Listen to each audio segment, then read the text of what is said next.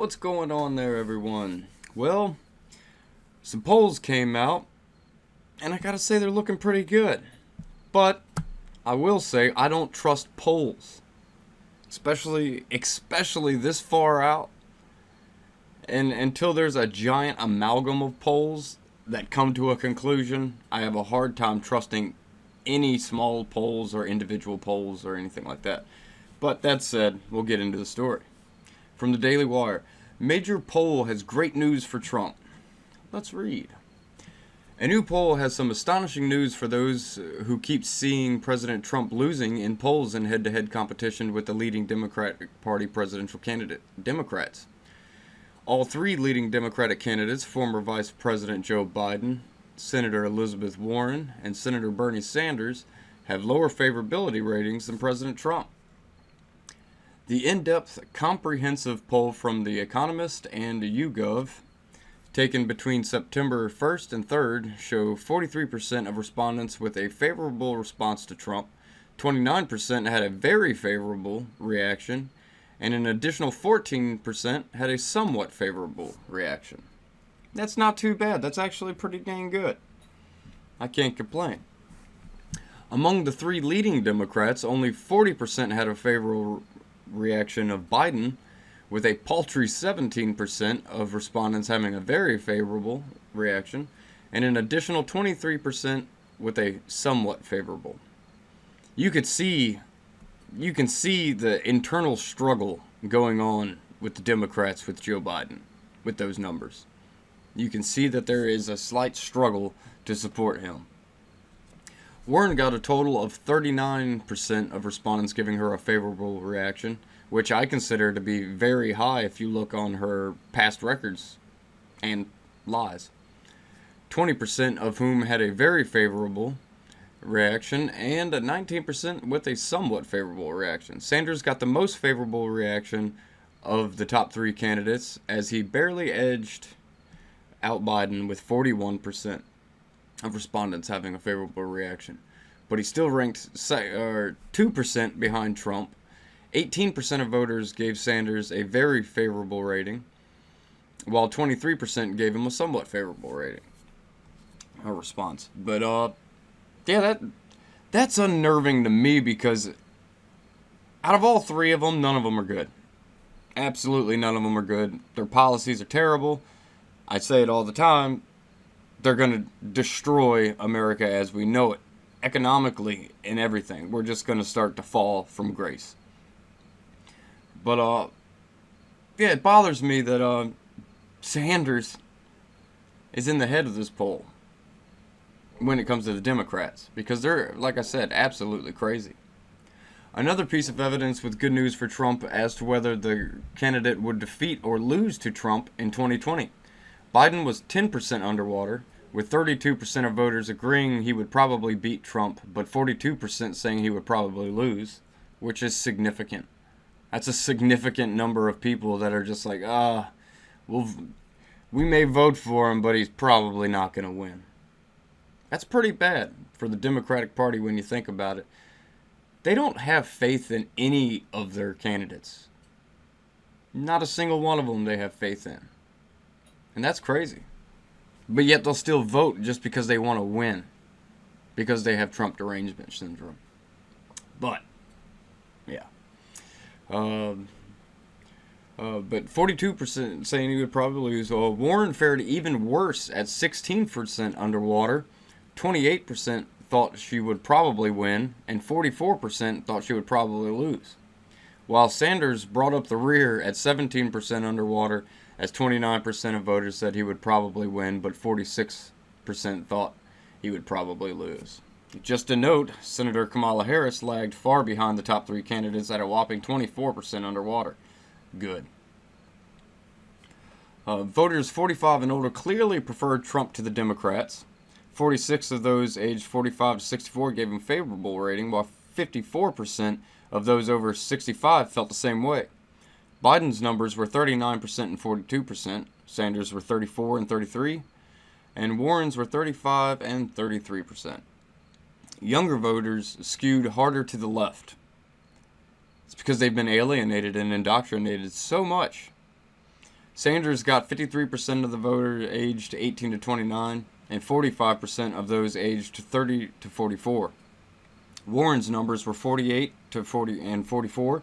Biden's were 41 and 37, while Trump's were 35 and 36. The fact that older voters skewed towards Trump is significant, considering the poll found that they are paying far more attention to the election than younger voters. And that's another thing that worries me, is these young people, they're hearing the talking points that the legacy media wants to throw out there. They want to give you free health care. They want to do that free. But they're not, the leftist media is not talking about the bannings of cars, this, that, and the other. I'm not going to repeat the same old spiel. And they want to ban, your straws. They want to ban our firearms. They want to a couple of them have specifically said they want to ban meat. Meat. That should have environmentalists actually going insane. Imagine if everyone became a vegetarian or a vegan, how much forest would end up inevitably destroyed, because we'd have to have a lot more farmland to feed everybody. Imagine that. They don't want to imagine that. 70% of voters over 65 said they were paying some attention or a lot of attention to the election. 65% of voters aged 45 to 64 felt the same way, while only 53% of voters younger than 45 said they were paying some or a lot of attention to the election. People, pay attention. This is our future. This is your future. It's 4 more years of whatever's going to happen. It's either 4 more years of Trump, which is not a bad thing. Policy-wise, he hasn't been doing a bad job at all. He's kept us out of foreign wars. He's been trying at every chance to get people that are in foreign lands back home. I mean, come on. He's doing a good job. He's fighting all kinds of trade battles to try to get Americans a better deal, because we've been getting screwed out of a lot of things for a long time. A long time. He's just been doing a fairly decent job. I mean, there's some things he could definitely work on, but no one's perfect. Far from it. Everyone's flawed. Another interesting factoid, despite the fact that all their leading candidates trailed Trump, and there are a plethora of other candidates behind them doing even worse, when asked if they were satisfied with the Democratic candidates running for president, a staggering 85% of Democrats said yes. In addition, 63% of Democrats said they were more interested in a candidate who could defeat Trump than one who agreed with them on the most important issue. Wow. Than those who agree with them on most issues. If you're not voting for policy, don't vote, because you're wasting time. It's not about whether you like the person or not. Sure, someone could be a nice person or a decent person, but they could be a very bad leader. And that's what I'm seeing when you do the research on these candidates and what they're proposing and this, that, and the other, and their talking points. It's like, are you living on the same planet as us, bruh? Like, I don't get it. Doesn't make much sense. How are we going to do this? How are we going to afford this? Where's the money going to come from for this? On top of all this, I'm telling you, financially, the Democratic Party would destroy America. And they don't even care. They don't care, because they think our money, our taxpayer money, is just an endless golden fountain, spewing gold coins to the government whenever they so need it. We have to stop that, people. We got to let them know that's our money, and we want it to work for us on what we want to work on. You know? Sorry, getting rid of all gas cars, that's not even practical. That's not even feasible. Andrew Yang said, oh, well, we'll do a buyback program. Well, we'll give you a voucher, because we're not going to pay for your whole vehicle, like the actual worth of it. No. Yeah, we'll give you this voucher. You turn in your gas car. We'll give you let's just throw a ballpark number out there. $5,000 voucher for your car. Do you know how much an electric car costs? Like the cheapest ones, like around 31,000. I mean, the cheapest one I could find. But yeah, that's not good.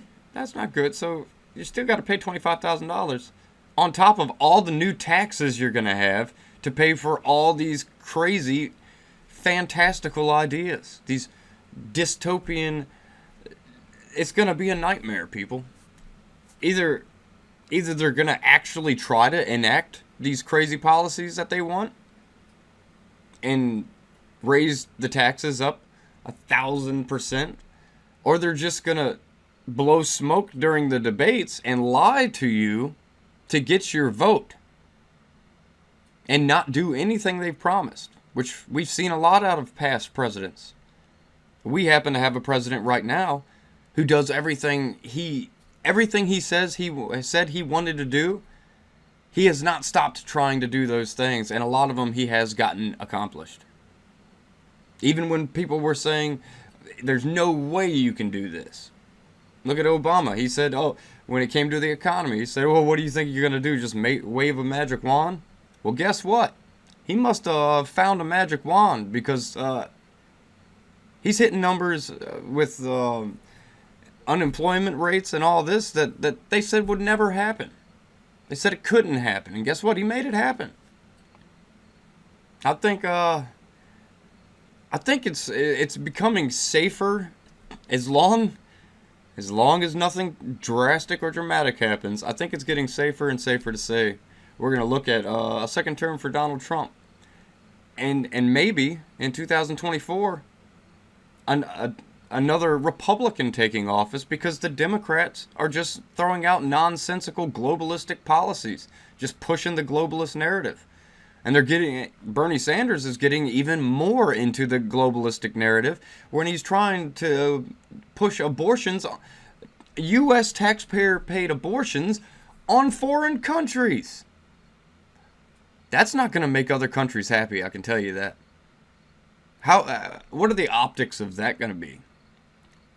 When our president is trying to get people to have abortions in other countries, how do you think the leaders of those other countries are going to feel in their little back rooms when they're talking and say, you know what, why is America trying to keep us from having new citizens? You know, you got to think about all these little things when you hear these proposals. You got to think of everything down to the T. You got to think of it on other people's views too, you know. It's crazy. It's crazy. We live in a crazy time with crazy candidates for the leader of our country. And crazy people who will vote for them just because they don't like Trump. They just don't like him. They don't like him.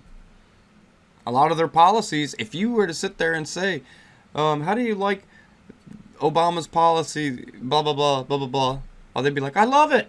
But then you say, oh, it's actually a Trump policy. And then it puts them in a bind. I see it all the time. Most of y'all watch YouTube, obviously. So I'm sure y'all see that all the time, too. When reporters go out on the streets and trick people into thinking they're talking good about a Democrat when it's actually Trump's policies.